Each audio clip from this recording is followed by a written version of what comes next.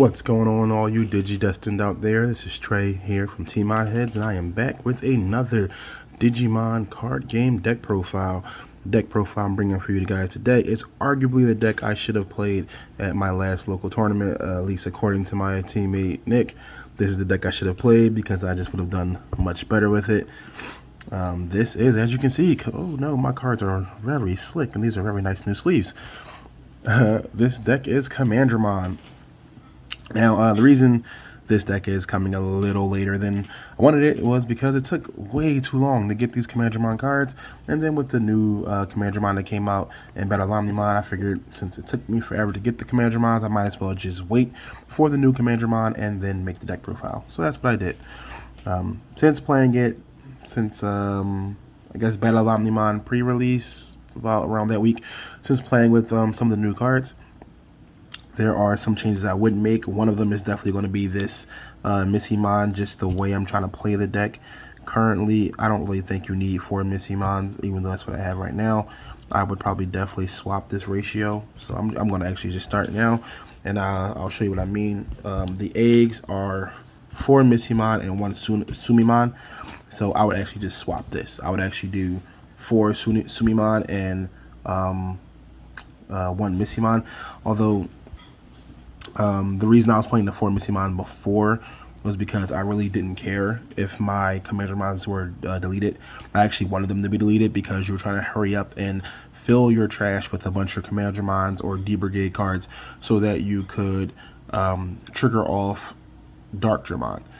The difference now is that I'm not constantly trying to trigger off Darkdramon. Most of my matches I'm getting through, honestly, but basically just the rookie rush that Commandramon can do. I mean, Commandramon is essentially like half rookie rush, half swing for a big hit. So while Darkdramon does come in handy with his ability to rush and have been able to attack on play, having your D-Brigades, your Commandramons be a little stronger so they don't die after every security check is a little bit better for me, because then you can build up a bigger board presence. Not to mention with Lord Nightmon running around, having that extra 2k, which can put some of your Commandramons just over at 3k, forcing your Lord Nightmon to use more resources to get rid of your Digimon, is really just what's going to help. What I did notice while I was playing Lord Nightmon is that if you play a big enough threat, Lord Nightmon has to use a lot more resources to get rid of it. So that being said, we're going to get into the rest of the deck profile. Before we go into that, don't forget to like, share, comment, and subscribe if you have not already. And let's move on to the rookies, which you know are going to be Commandramon. So for my rookies, playing 3 of the 2-drop Commandramon, 4 of the Searcher Commandramon, 4 of the new blocker Commandramon, 4 of the strongest Commandramon, the 4-drop, and then 3 of this Sky Monotamon. I just put my Monotamon as my other rookie. I like to play kind of about 14 rookies, so I needed 2 more. This 3rd Monotamon will definitely just be another 2-drop Commandramon. I just couldn't find a 4th one, so I ran with 3. But essentially, this could just be the 4th Commandramon, and you'd have 4, 4, 4, 4, and then 2 Monotamon.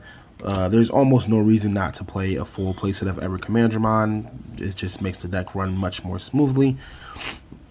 The Monotamon I went with over a different black rookie simply because Monotamon can let me look at the top of my deck, and that's really kind of the name of the game when I'm playing Commandramon. I always want to know what my next couple cards are going to be, because for things like Izzy or Darkdramon, once you know what your next couple cards are going to be, you can play your cards a little more wisely. For example, I don't want to risk losing the 3-drop Commandramon if I know I'm not going to hit a Commandramon off of his reveal top 3.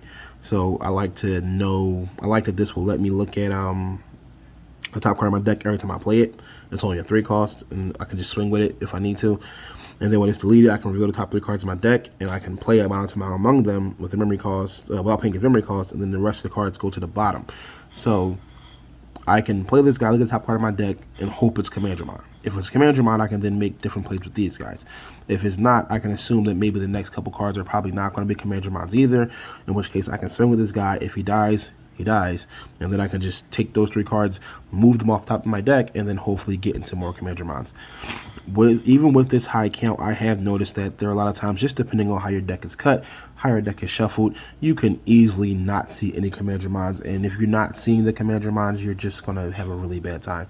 So that's kind of what this guy's here for, just to give me that extra peek at my deck. Let me know if I'm going too fast for you guys. We're going to move on to the level 4s. Starting with the D Brigade cards, we're playing 3 copies of Spicey 2 copies of Black Galmon, and the best level 4 in the deck, 4 copies of Mechanorimon. This is the best black card from BT-5 Battle of Lamimon. This card is just so great, and this card keeps my Commandramons alive. This card requires Lord Nightmon to invest in multiple resources to get rid of it. It keeps people from just swinging willy-nilly into my Commandramons. Once I swing with them, they want to just try to attack them to kill them. They can't because I have this guy to block them.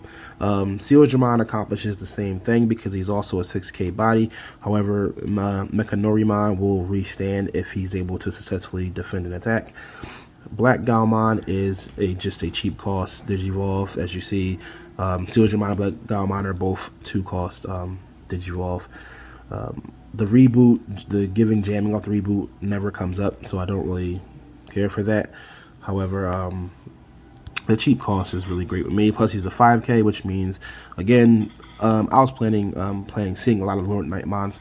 So by having something that has like 5k or more, it requires them to invest more into getting rid of my cards. Especially with Shoutmon around. Like, these guys are definitely better when Shoutmon comes around, because Shoutmon can't just pop this on Digivolve. It can pop the Galmon, but it can't just kill the Mechanorimon, and it can't just kill the Spicey because they're both over 5k.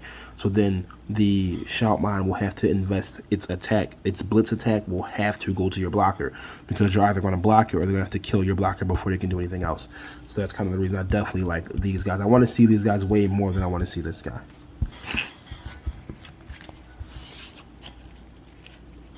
Moving on to level 5s. The best level 5 in this deck is by far Tankdramon. Then we follow that up with 4 copies of Antramon and 1 copy of War Monzimon. This is the same issue with the Commandramon.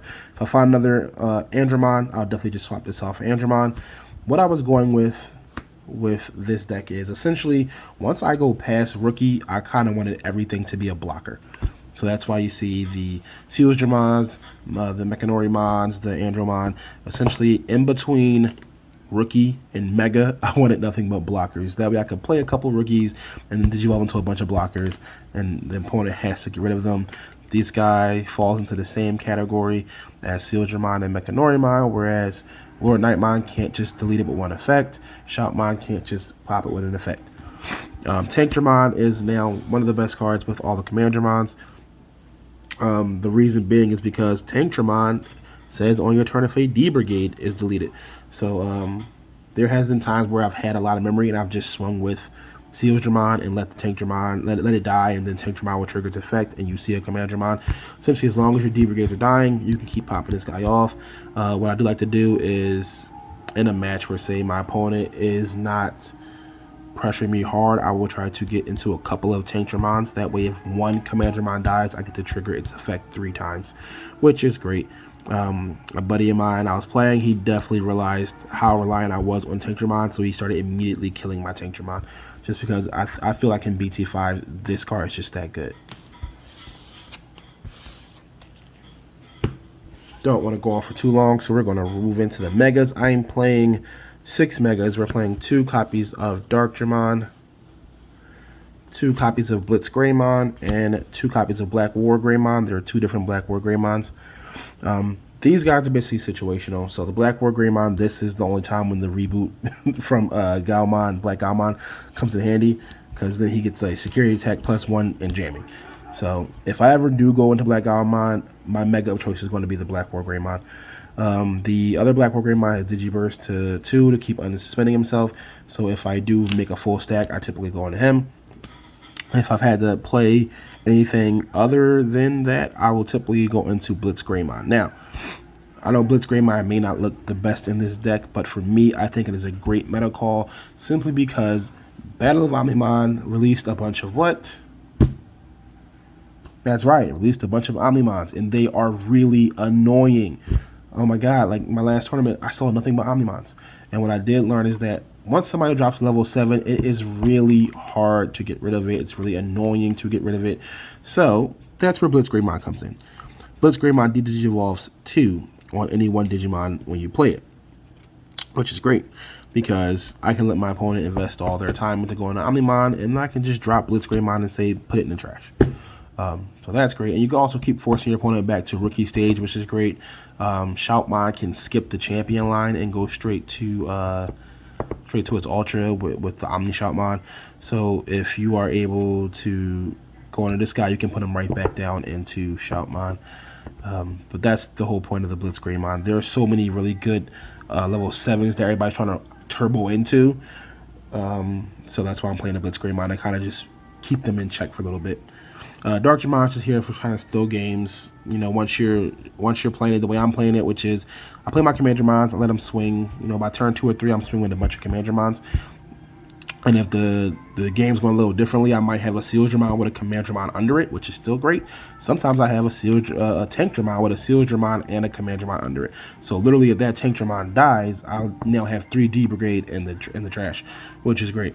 So once you do have 5, you're probably going to start dropping this guy immediately, and he's basically going to help you steal games. You do still have to watch out though, because I rushed into a Dark Jamon play once and forgot my opponent had a blocker, and it cost me the game. So you do kind of have to pick your times to play him. We're going to wrap this up showing you my... Oh, I do have one level 7, and it's Chaosmon. If I had more, I probably would play more, but since Chaosmon does kind of clash with the Dark Jamon, it's no real point in playing him. To me, he's kind of just a win more card. I almost never really go into him. We're playing 3 copies of Izzy because Izzy is great. You always play him for 3 because the whole deck is black and it keeps you at 3. That's the whole point of Izzy. And then for my options, I always like to play options. I'm playing 4 copies of Laser Eye, which does the same thing similar to Blitz Greymon. Basically keeps my opponent from turboing into a level 7. So that's great. And it does it on 2 Digimon or up to 2 Digimon. So if they're trying to build a wide board and keep going up, you can keep 2 Digimon in check really easily. And the best part is if you have Izzy, you can play this and only give your opponent 1 memory because it's only a 4. And then the other card I've been teching out that I kind of like is Dark Roar, because the way I am playing this deck, I am pretty much going really wide with my D Brigades. So when I play this card, I am killing a lot of rookies, champions, some ultras. It depends. Some level 5s are getting hit. Depends on level 5 because some level 5s do have a low cost. But once I have a really big board, this card is just a really cheap way to get rid of a card. That being said, that was my D Brigade deck profile that, like I said, arguably I should have taken to my last local. Will I take it to my locals this Sunday? I am not sure, but I do really love the deck. It's playing exactly the way I wanted to play. When you see a Commandramon, you're going to have a good day. So, that being said, I will see you guys in the next video. Again, don't forget to like the video, hit the share button, subscribe if you have not already. Let me know in the comments below whether you like the deck, hate the deck, think I should change the deck. Let me know about a new deck. This is Trey, aka The Brain from Team Hot Heads, and I will catch you guys later.